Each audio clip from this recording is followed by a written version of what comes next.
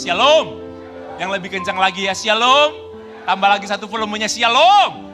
Haleluya, haleluya, haleluya. Sekali lagi, tadi Pak Gembala sudah mengucapkan selamat tahun baru Imlek. Saya juga ingin mengucapkan selamat tahun baru Imlek kepada saudara. Amin. Ini tahun katanya tahun ular kayu. Tapi berkat kita bukan karena dari lambang. Berkat kita datangnya dari atas. Amin. Oke, mau tahun ular kayu, ular besi, ular naga, cacing. Kita tetap akan diberkati. Amin. Amin. Tapi kita menghormati, itu budaya yang baik. Ya, Imlek, tahun baru Imlek itu budaya yang sangat baik. Baik, yang diberkati Tuhan, mari sama-sama kita lihat firman Tuhan. Buka bersama saya dalam Yohanes pasal yang ke-8. Setiap tahun saya punya ayat tema sebagai guide yang akan saya khotbahkan dimanapun saya akan berkhotbah sepanjang tahun. Ya, dan itu menjadi ayat tema. Biasanya pendoa memberikan kepada saya itu akhir tahun. Tapi sejak November kemarin mereka memberikan saya, dan ada satu hal yang saya lakukan dan saya diberikan 2 ayat. Tapi umumnya saya hanya memberikan 1 ayat ini karena ayat yang satu lagi lebih agak khusus. Ya oke, ini ayat yang Tuhan kasih, nanti setelah saya khotbah kita akan mendoakan sesuatu yang Tuhan kasih juga lewat pendoa untuk saya doakan. Oke, mari Yohanes pasal 8 ayat yang ke-12. Yohanes pasal 8 ayat yang ke-12, saudara kalau sudah temukan, mari saudara perhatikan, perikopnya, Yesus adalah terang dunia. Yohanes pasal 8 ayat ke-12, Yesus adalah terang dunia. Maka Yesus berkata pula kepada orang banyak. Jadi ini berlaku untuk orang banyak. Bukan hanya untuk seseorang. Yesus berkata kepada orang banyak. Kita di sini orang banyak. Oke, katanya, dia bilang begini, akulah terang dunia. Barang siapa mengikuti aku, perhatikan itu, ia tidak akan berjalan dalam kegelapan, melainkan ia akan mempunyai terang hidup. Semua yang diberkati Tuhan, ingat nggak ketika Tuhan menciptakan langit, bumi dan segala isinya. Hari pertama apa yang Tuhan ciptakan? Terang. Kenapa terang? Karena kalau menciptakan cakrawala, tanaman, hewan, bahkan manusia sekalipun, kalau tidak ada terang, percuma. Ya kan? Hewan yang lain tidak bisa melihat yang lain. Dan kita juga manusia nggak bisa mengagumi ciptaan Tuhan yang ada. Jadi yang pertama kali Tuhan ciptakan itu terang. Saya ingin berikan ilustrasi kepada saudara, apa arti terang. Saya ingin memberikan gambaran kepada saudara tentang apa arti terang. Ya. Satu kali saya diundang, ini sudah cukup lama, satu kali saya diundang dalam satu retret. Dan gereja itu mengadakan retret keluarga. Jadi suami, istri, dan anak-anak datang. Dan di dalam sesi, ada sesi untuk umum, jadi semua gabung. Ada sesi khusus untuk orang yang belum menikah, anak muda dan lain sebagainya. Dan ada sesi untuk suami dan istri. Dan saya dipercayakan 3 sesi itu saya melayani. Ya, itu ada 3 hari.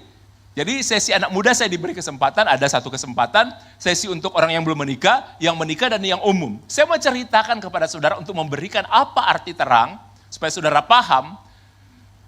Ketika saya diberikan sesi untuk suami istri, melayani suami istri, ada beberapa hal yang saya memberikan kepada mereka, tapi saya memulai dengan sebuah permainan. Saya bilang saya ingin memulai sebuah permainan dan saya berharap suami istri bisa ikut. Saya bilang, saya nanya dulu, siapa di antara Anda yang umur pernikahannya baru 1 tahun? Tolong angkat tangan. Ada yang angkat tangan. Loh, udah berapa lama menikah? 3 bulan, Pak Pendeta. Oh, 3 bulan baru menikah, oh puji Tuhan. Saya bilang, siapa yang menikah 1 sampai 5 tahun? Usia pernikahannya. Ada yang angkat tangan. Saya mencari 7 pasang. Ya, kita umumnya pendeta suka dengan angka 7. Karena angka 7 itu katanya angka sempurna. Ya kan? Oke, nah saudara, saya tanya, siapa yang usia pernikahannya itu sudah 5 sampai 10? Pokoknya sampai akhirnya saya bilang begini, siapa yang usia pernikahannya sudah 40 tahun? Ada. Dan kebetulan Bapak dan Ibu Gembala. Saya tanya lagi, ada yang sudah usia pernikahannya 50 belum? Oh ternyata belum ada. Akhirnya 7 pasang yang maju saudara, saya memilih 7 pasang untuk, saya bilang begini, permainannya sederhana.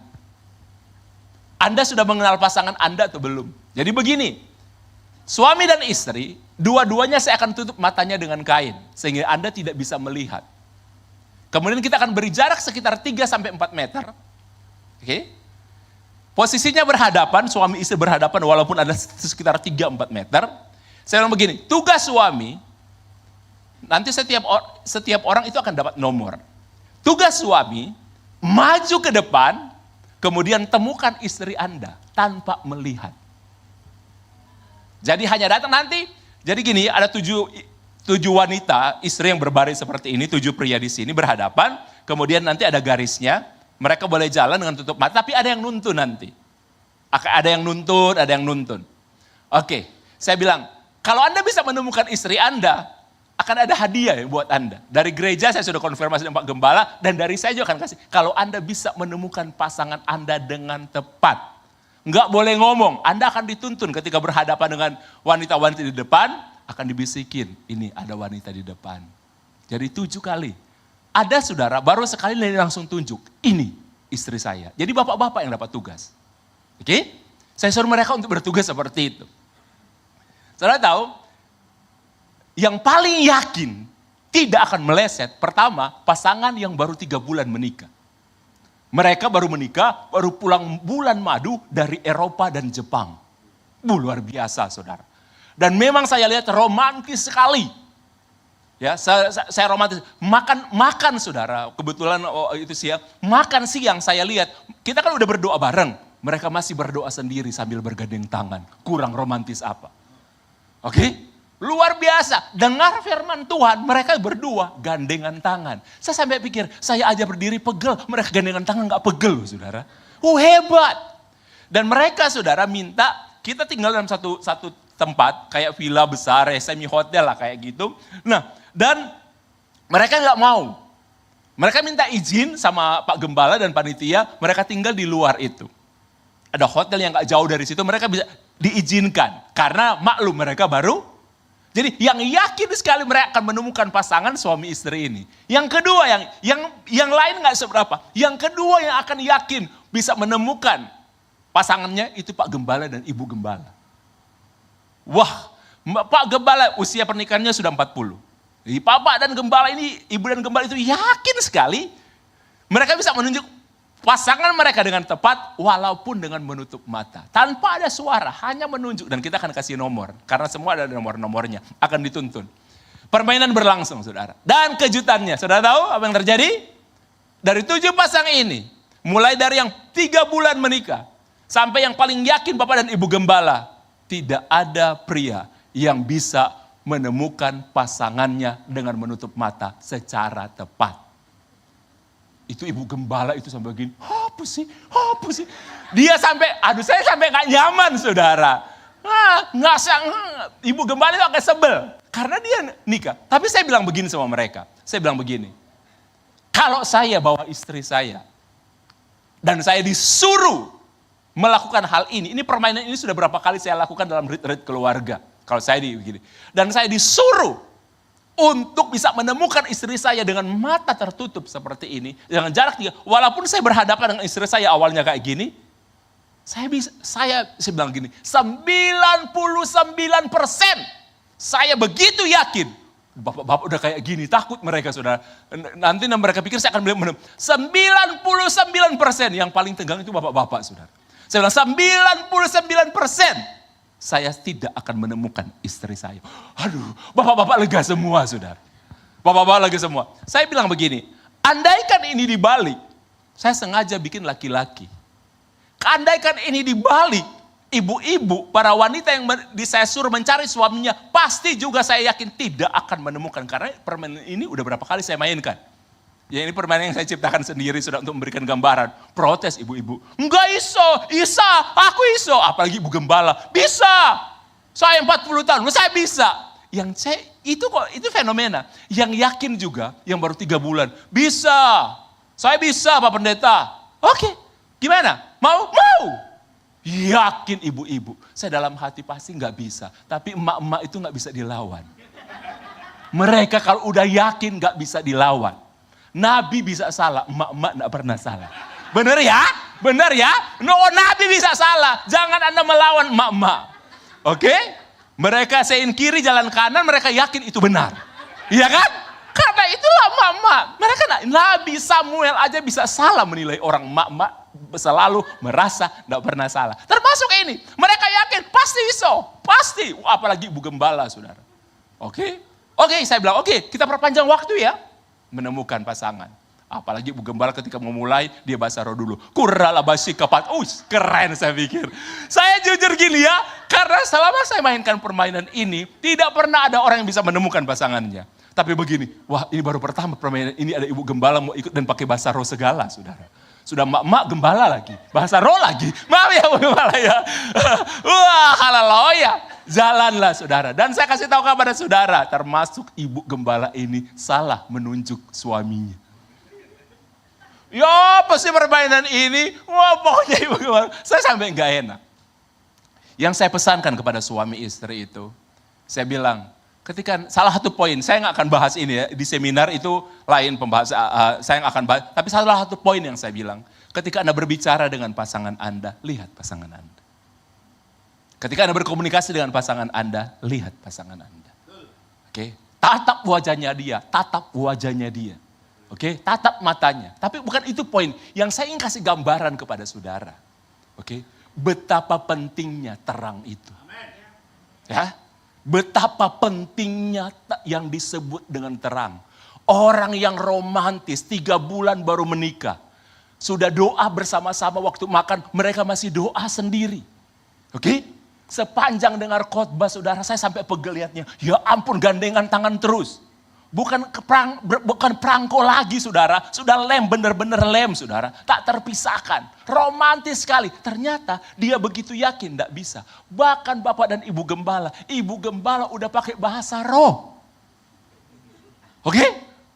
Untuk menunjuk, walaupun sekarang kalau saya ketemu dengan mereka suka ketawa-ketawa dengan cerita. Akhirnya mereka paham ketika saya memberikan pemahaman. Ternyata ketika Anda boleh romantis sepengalaman 40 tahun menikah. Orang yang sangat mencintai dengan perasaan romantis karena masih bahasa bulan madu. Kenapa disebut bulan madu? Karena hal seperti itu hanya berlangsung berbulan-bulan. Makanya disebut tahun madu. Nah disebut tahun madu, disebut bulan madu. Karena gandengan seperti itu biasanya cuma berbulan-bulan. Makanya disebut bulan madu. Apakah gereja kita ganti? Oh mereka lagi honeymoon. Apa? Lagi pergi berdua. Tahun madu. Jadi bertahun-tahun. Nah saya kasih pemahaman. Sepengalaman apapun. Ketika ada kegelapan.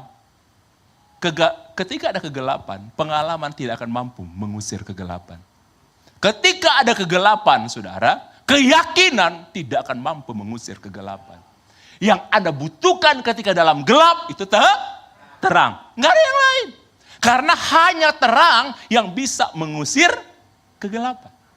Hanya terang. Kalau nggak ada terang, seyakin apapun Anda akan meraba-raba. Makanya Yesus bilang begini, akulah terang dunia. Yesus bilang begini, akulah terang dunia. Kalau kita ikut Yesus bilang begini, akulah terang dunia. Barang siapa mengikuti aku. Jadi kalau kita menjadikan Yesus sebagai Tuhan dan Juru Selamat, kita percaya kepada Tuhan Yesus, kita belajar firman Tuhan, kita beribadah seperti ini, kita baca firman Tuhan, itu tanda Anda pengikut Yesus. Jadi pengikut Yesus bukan hanya sekedar percaya. Oke? Pengikut Yesus bukan hanya sekedar beribadah online. Ada sekarang banyak orang saudara, tertanam saudara, di online macam-macam. Anda boleh ikut doa pagi bermacam-macam gereja. Tapi pengajaran terpusat Anda harus saudara di gereja. Oke? Anda harus di gereja. Anda harus tertanam. Karena saudara firman Tuhan itu bukan entertainment. Jangan jadi turis di dalam Yesus.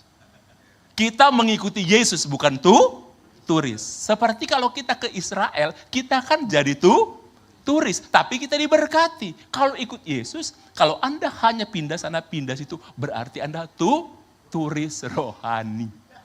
Oke? Kita dibilang Yesus jadi apa? Pengikut Kristus. Makanya karena banyak orang lompat sana lompat sini, dia nggak punya terang. Yesus bilang gini, akulah terang dunia. Barang siapa mengikuti aku, dibilang apa? Ia tidak akan berjalan dalam kegelapan. Tahun 2020, kita kena COVID, dunia ini kena COVID. Kita masuk dalam down. 2023 lockdown dibuka. Tapi problemnya ada. Kita masuk ekonomi yang disebut dengan slow down. 2004. Saudara, salah satu pengalaman yang paling berharga bagi saya di tahun 2024. Ketika saya konseling dengan beberapa orang. Ini yang saya konseling itu pelaku usaha. Punya usaha, besar dan kecil dan menengah itu ukuran ya. Yang penting pada pelaku usaha. Saya berbicara juga dengan beberapa orang saudara, mereka ada di top level di perusahaan. Bukan pemilik perusahaan, tapi mereka penentu nafas perusahaan.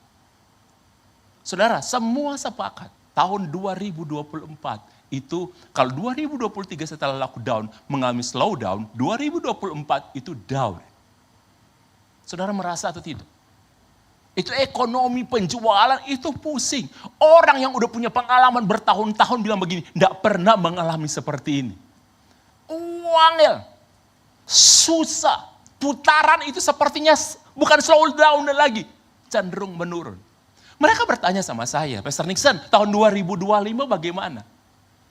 Saya bukanlah konselor yang hebat, bukan. Beberapa orang tanya, Nixon kenapa orang suka konseling dengan kamu? Bukan beberapa orang merekomendasikan untuk ngobrol sama kamu. Saya bilang, saya bukan konselor yang hebat. Ketika ada pengusaha tanya sama saya, apa yang Bapak bisa kasih petunjuk? Kira-kira usaha apa yang harus saya bikin? Saya bilang, saya pendeta Pak. Bapak yang pengusaha. Saya nggak punya cara. Kalau saya tahu, saya jadi pengusaha Pak. Iya kan? Tugas saya bukan itu. Saya bukan konselor yang baik. Saya pendengar yang baik. Dan saya bilang, kami mendoakan. Kita berikan firman. Oke? Kita dorong para pengusaha ini untuk kenal dan dekat dengan Yesus. Bukan hanya tahu Yesus, tapi mengikuti Yesus. Karena hanya orang yang ikut Yesus yang dapat berjalan dalam terang. Anda tidak meraba-raba, tahun 2025 itu bukan tahun yang gampang. Semua, gereja sekalipun, saya punya beberapa teman gembala saudara, mereka bilang memang pemasukan gereja pun itu menurun. Oke? Ya, kita harus akui itu. Karena jemaat menurun, gereja menurun juga, saudara. Itu terjadi. Tapi saya ingin bilang kepada saudara, kalau yang pengusaha-pengusaha ini, ketika saya bertemu dengan mereka, yang mereka butuhkan sebenarnya itu bukan jalan keluar. Karena memang kadang-kadang kita harus masuki padang gurun. Kita harus memasuki masa-masa gelap. Oke? Firman Tuhan yang Salomo jelaskan itu bagus sekali. Untuk segala sesuatu, apa? Ada waktunya. Dan saudara harus tahu, tidak selamanya waktu ini akan terjadi. Saya cerita kepada beberapa orang, ketika tahun 97-98, Indonesia masuk masa krisis ekonomi. Kemudian ada penggulingan pemerintahan, kekacauan terjadi di mana-mana. Tahukah saudara, ketika itu saya melayani Tuhan masih jauh lebih muda saudara, orang-orang bilang, mereka menganggap ini udah mau kiamat. Orang-orang yang rumahnya terbakar, mereka anggap, ya ambil aja saya Tuhan. Indonesia, karena apa? Mereka pikir Indonesia akan kiamat. Berapa tahun itu terjadi? 97, 98, 99. 2000, ekonomi jadi baik lagi. Jadi masa-masa gelap itu saudara, kalau Anda punya terang, Anda akan mampu melihat dengan cara yang terang. Oke? Makanya firman Tuhan bilang begini, mata adalah pelita tubuh. Jika matamu terang, apa? Maka teranglah seluruh tubuhmu. Jadi begini, kalau kita memahami ada Yesus dalam diri kita, ada terang dalam kita. Saudara tahu, kita akan menghadapi tahun 2025 ini, sebesar apapun masalah kita, karena mata kita terang, karena ada Yesus, tubuh kita, pikiran kita akan bereaksi dengan terang. Amin? Nggak kacau. Kalau mata kita gelap, maka kegelapan akan menutupi. Tubuh kita akan bereaksi dengan gelap, cara berpikir kita gelap, cara melihat kita pun gelap. Jadi kalau matamu gelap, gelaplah seluruh tubuhmu. Berarti begini, seluruh cara kita akan bereaksi itu akan gelap. Contohnya kayak gini, ada orang ditangkap polisi karena maling. Ditanya, kenapa? Lagi susah Pak, lagi butuh uang. Terus kenapa butuh uang maling? Gelap mata. Betul ya? Oke. Maaf bapak-bapak, ada orang selingkuh. Ditanya, kok bisa kan sadar gak punya istri, sadar. Kenapa selingkuh? Gelap mata. Nggak bisa bedakan istrinya atau istri orang. Itu berarti tubuhnya gelap. Makanya firman Tuhan bilang, Yesus bilang itu bagus sekali saudara. Kalau matamu gelap, gelaplah seluruh tubuhmu. Berarti begini, cara kita bereaksi itu akan gelap. Cara kita melihat akan gelap. Tapi saya bilang gini, kalau matamu terang, maka teranglah seluruh tubuhmu. Berarti begini, kita akan bereaksi dengan cara yang terang.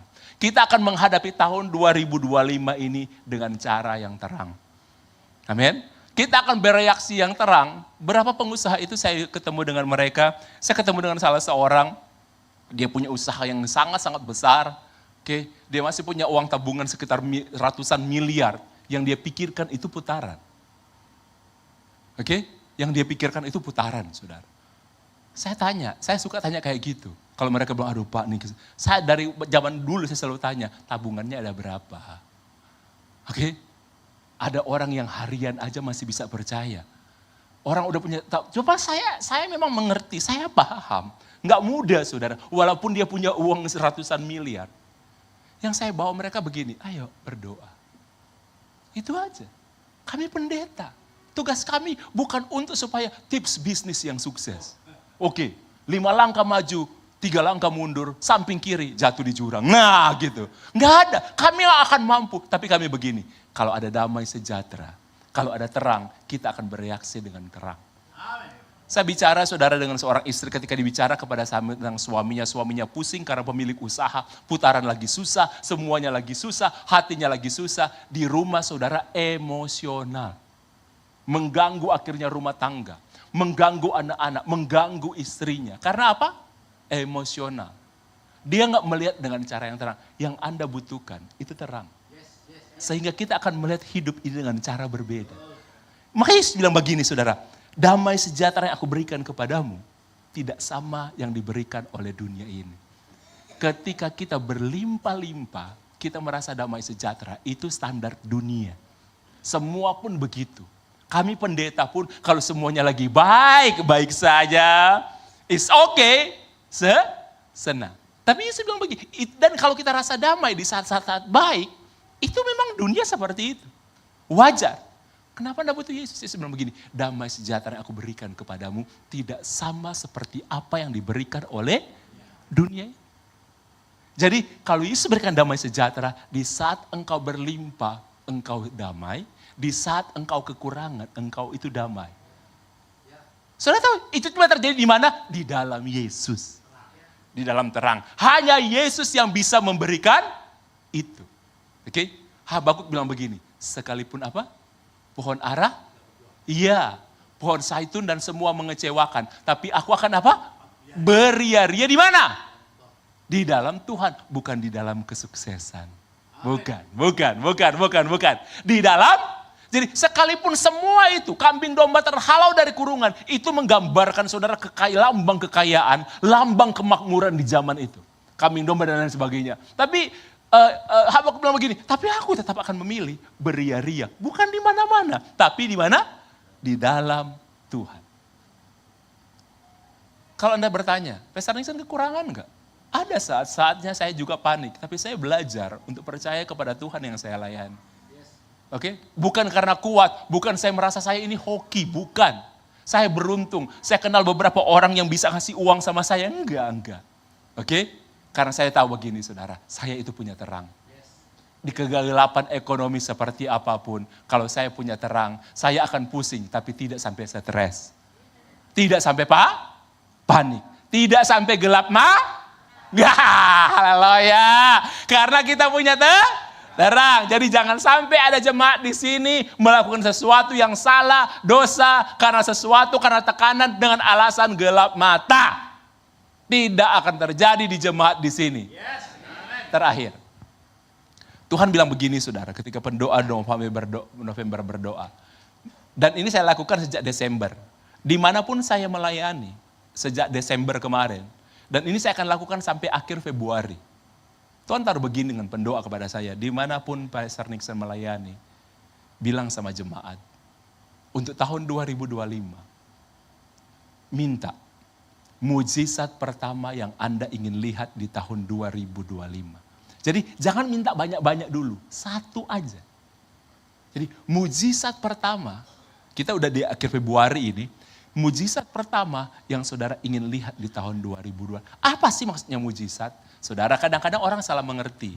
Saudara, kalau sesuatu yang bisa Anda kerjakan, pekerjaan yang Anda bisa lakukan, Anda hanya minta penyertaan Tuhan. Oke?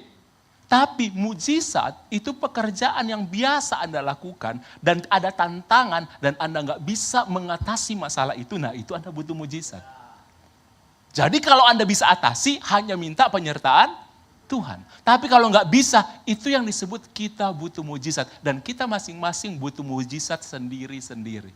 Jadi saya akan berdoa kepada saudara, mujizat pertama yang saudara ingin lihat di tahun 2025. Saya kasih tahu sama saudara, dari November akhir, dimanapun saya melayani, saya sudah mengatakan dan sudah melakukan ini. Dan sampai khotbah hari ini, saya sudah dikabari ada 6 orang yang menerima mujizat pertama. Dan saya selalu bilang begini sama mereka, boleh nggak saya saksikan? Ada memang yang nggak boleh, walaupun sebenarnya bukan rahasia sih, tapi kan nggak usah lah Pastor. Dari antara 6 ini, salah satu yang mengizinkan saya untuk menyaksikan mujizat pertama itu satu keluarga, mereka di luar pulau ya. Ibu itu cerita begini, Pastor Nixon, dari tahun 2017, saya ada menjual tanah saya, tanah kosong saudara. Ada bangunan semi permanen yang dia dirikan dan tanah itu cukup luas. Besar lah istilahnya. Dari tahun 2017 belum laku. Dia bilang begini sama saya, Pastor Nixon, saya beli itu tahun 2000, pas tahun 2000. Indonesia selesai krisis. Ada seorang yang saya kenal, dia sedang mengalami masalah keuangan yang sangat besar. Dan salah satu aset yang dia jual, itu tanah itu. Dia tawarkan ke beberapa orang di kota, ya namanya kalau di sebuah kota, kalau orang kaya itu biasanya saling kenal. Ya, oke, dia tawarkan ke beberapa orang, orang tawar itu jauh di harga pasar, karena tahu orang itu lagi butuh uang. Dia bilang, saya udah dengar itu, teman-teman udah cerita. Tapi Tuhan taruh di hati saya, kalau orang itu datang sama saya dan minta bantuan, Tuhan udah bilang sama saya. Ibu ini suka berdoa, dia bilang, beli tanah itu dengan harga pasar, dengan harga normal. Jadi hari kita satu kali orang yang butuh uang ini datang ke rumah. Dia bawa sertifikat, dia bilang begini, tolong saya. Cik mau beli berapa ini? Tolong. Tapi jangan terlalu murah. Murah boleh, tapi jangan terlalu murah. Oke, Cik itu bilang begini. Oke, berapa sih harga pasarannya? Di kompleks itu berapa? Normalnya itu berapa? Bapak itu bilang begini, normalnya segini. Cik bilang gini, saya telepon teman-teman ya. Dia tanya beberapa teman, oh iya normalnya itu harganya segitu. Dia bilang begini, oke saya bayar harga segitu. Itu keren. Saudara, saya kasih ingatkan jemaat di sini ya, kalau ada orang susah dan dia harus menjual, saudara jangan manfaatkan kesusahan orang untuk keuntungan saudara. Jahat itu saudara. Kalau memang orang lagi susah loh, kalau dia mau kawin lagi jangan dibeli saudara. Alasan apa mau kawin lagi? Yeay, enak aja loh, ya kan? Oke. Tapi kalau orang lagi sakit, lagi butuh uang, perlu diselamatkan keluarganya, butuh makan, jangan membangun kebahagiaan di kesulitan orang. Wah, untung aku tuku murah, tapi bikin orang nangis, jangan. Ya, lihat kesaksian ibu ini, dia beli harga normal. Nah, di tahun 2017 dia cerita, dia ingin jual. Dia ingin jual. Tapi waktu dia berdoa bersama, karena dia ada doa keluarga, anaknya salah satu orang anaknya bilang begini, Mama, gak usah lah didoakan, ngapain didoakan, cuman jual tanah, bikin repot Tuhan aja. Kadang-kadang kan ada komentar yang kadang-kadang membuat iman kita down toh. Terang itu tidak akan menurun sebenarnya kalau dikatain. Nah, saudara dikatain orang apa aja. Dia akhirnya, iya juga. Dia bilang, sejak saat itu walaupun tanahnya status dijual, saya nggak pernah berdoa supaya tanah itu laku. Walaupun saya ingin menjual tanah itu. Dia bilang, ketika saya dengar sharing dari Pastor Nixon, di salah satu media sosial saya, saudara, karena saya sharing, ketika saya dengar sharing Pastor Nixon, saya dibangkitkan. Makanya firman Tuhan bilang begini, firmanmu pelita bagi kakiku, terang bagi. Kadang-kadang ketika saudara dengar firman, teng, jadi terang gitu loh. Dia bilang, klik, betul Pastor, klik. Saya akhirnya berdoa Pastor. Iya, saya gak pernah doakan. Saya bilang sama Tuhan, Tuhan, mujizat pertama yang saya ingin lihat di tahun 2025, tanah saya ini laku, saya Saya ingat Pastor Yesus selalu mengajar gini, kalau kamu doa, doa apa adanya di depan Tuhan. Ngomong dengan bahasamu, ngomong dengan keinginanmu. Saya bilang begini, Tuhan, saya beli bantu orang susah di tahun 2020, 2000 itu dengan harga normal. Saya mau jual tanah ini juga laku dengan harga normal. Padahal di situasi nggak normal, semua hari ini saudara, barang-barang tanah dibeli dengan orang dengan harga normal. Agak aneh. Dia bilang, saya ragu. Karena saya tahu, dia kan bisnis juga. Saya tahu nggak mungkin. Tapi selalu Pastor Yesus ajarkan, iman itu selalu di atas kemungkinan. Setinggi apapun kemungkinan, iman selalu lebih tinggi. Sehebat apapun kemungkinan, iman selalu lebih hebat. Ya, saya yakin, saya bilang kayak gitu. Saya dia bilang, hari pertama nggak terjadi apa-apa. Hari kedua, jadi ibu ini menghitung hari. Sampai dibilang hari ke-9, ada orang yang telepon. Ibu, tanah ini saya lihat masih dijual. Oh masih saya jual itu. Oke, saya mau lihat ya. Janjianlah saya ketemu dengan orang ini biasa. Pakai pakaian itu biasa, modelnya biasa. Nggak terlalu antusias. Dia tanya, gimana surat-suratnya? Oh surat-suratnya lengkap, aman. Aman, saya jamin surat-suratnya lengkap sama aman. Terus dia tanya, yang kedua Bapak ini tanya, oke mau dijual berapa? Ibu C ini bilang segini. Oke, bisa nego enggak? Nego dikit. Cik melepas harga berapa? Segini. Orang itu enggak tawar lagi. Ya oke, Cik. Nanti kalau saya jadi saya telepon lagi. Pergi. Cik ini bilang enggak ada harapan. Orang itu juga enggak kelihatan kaya-kaya amat. 2 hari kemudian orang itu telepon. Cik, saya transfer uang ya, tanda jadi. Saya jadi ambil tanahnya, Cik. Ketika dia ketemu dengan orang ini, saudara. Ketika dia ketemu dengan orang ini. Orang itu bilang begini, sebenarnya, Ci ini juga tahu, di sini ada beberapa tanah yang seukuran Ci, bahkan lebih besar dari Ci, harganya lebih murah loh dari Ci punya. Tapi saya ketika masuk di tanah Ci itu, saya itu sejahtera. Enak. Dan lokasinya memang bagus juga. Ketika saya dengan istri saya ajak istri saya nggak ada aja. Saya bilang, ayo kamu lihat. Mereka datang sama-sama saudara dari hotel, mereka lihat. Istrinya bilang, yaudah kita ambil ini. Istrinya bilang begini, saya udah berdoa. Dia doa dalam Tuhan, ya sejahtera. Ini pasti maunya Tuhan. Kalau kita ambil yang maunya Tuhan, apa yang kita kerjakan di tanah ini pasti berhasil. Wah, keren ya bahasanya. Transaksi jadi saudara, dengan harga yang Taci ini mau. Mujizat pertama yang dia terima. Oke, saya akan berakhir. Jadi malam ini, mujizat pertama apa yang saudara ingin lihat di tahun 2025? Kita akan berdoa untuk itu. Jadi jangan dulu minta 3, 4, 5 atau 7. 7 aja Pak, angka sempurna. Jangan dulu. Jadi gini, minta aja 1 mujizat pertama yang saudara ingin lihat di tahun 2025. Kalau itu udah terima, baru saudara minta yang lain. Amin.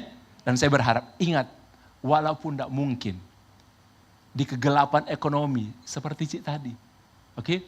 Dia pikir enggak mungkin, tapi sudah tahu. Yesus bilang begini, akulah terang kalau kita ikut Yesus, kita punya terang. Dan firman Tuhan begini, terang itu apa? Terang itu apa? Hidup. Sekali lagi, terang itu apa? Hidup. Enggak akan pernah mati kalau kita ikut Yesus. Yang percaya katakan amin. Yang percaya bilang amin. Yang percaya bilang amin. Berdiri.